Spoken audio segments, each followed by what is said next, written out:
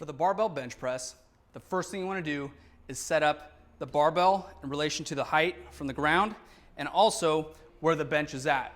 When setting up the bench, you want to make sure it's centered on the rack itself and that it's far enough back so that when you lay down on it and you look up at that barbell is sitting right over top of your eyes and it's blocking your vision towards the ceiling.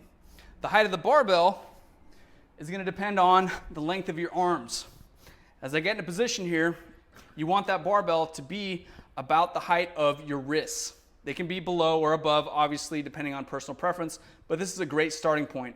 It's just enough height so that you don't have to work too hard to unrack that barbell, and it's not too hard to re-rack it as well. It's a good standard position.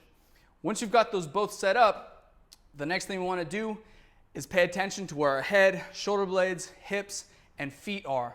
Those matter a lot when it comes to the bench press and controlling the movement and producing the maximal amount of force. So as I lay back, first I'm going to make sure I clear that barbell, don't hit the back of my head.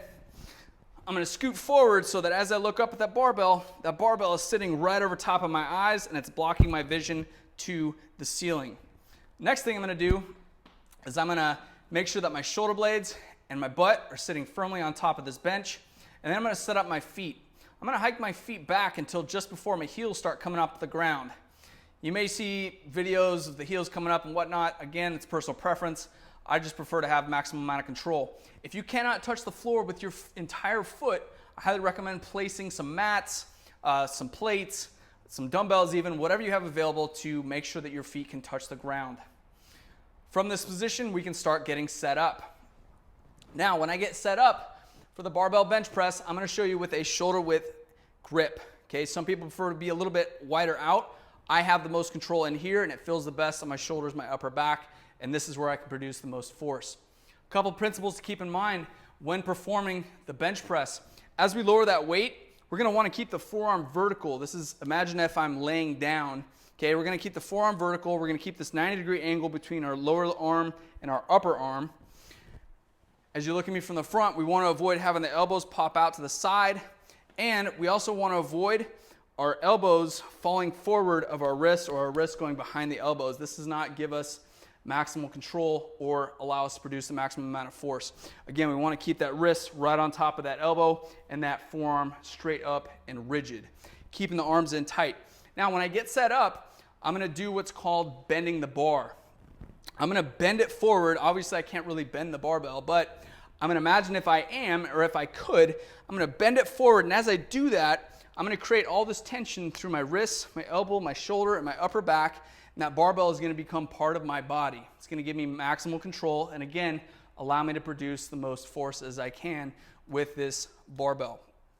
And as I lower it, I'm going to create a nice straight line with the movement of that barbell coming down to the chest, and as I come up, you'll notice you can't just stop right here. You'll have to kind of perform this hook at the top. Don't think too much about it. It'll go the right direction according to the way your body works. Okay, so first thing I'm going to do is I'm going to line up my eyes so that they're right in line with that barbell. Then I'm going to make sure my upper back and my butt are firmly planted on this bench. I'm going to hike my feet back until just before my heels start coming up. Make sure they're flat.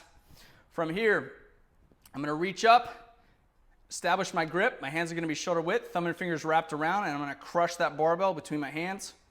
I'm going to take in a deep belly breath. I'm going to unrack that barbell, bring it out over top of my chest. From here, we're going to bend the barbell forward like we talked about. Your biceps will rotate towards your face, and then we're going to let our shoulders sink down so they become part of our upper back. From here, I'm going to take in a nice deep belly breath. As I continue to crush that barbell and bend it forwards, I'm going to lower it down towards the chest, keeping the forearms vertical until I reach the sternum or just at the base of the rib cage. And I'm going to drive up.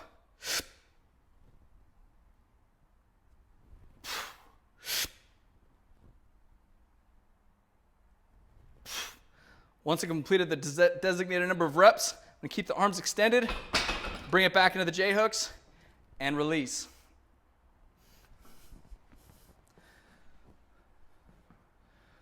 Just make sure with this movement, you know that everything matters and that you're controlling that barbell. So often, this is probably the most abused movement because it's probably one of the most performed movements in the gym because everybody seems to like it. There's so much, if one arm's going up quicker than the other, or the elbows are flaring out, or that bar is moving in kind of a curve, you want to step back and gain control of that barbell again. Take the time to set up the bar as far as the height goes and the bench where it's located so you can set up in the same position every time and you can be consistent so you can make progress. That's how you do the barbell bench press.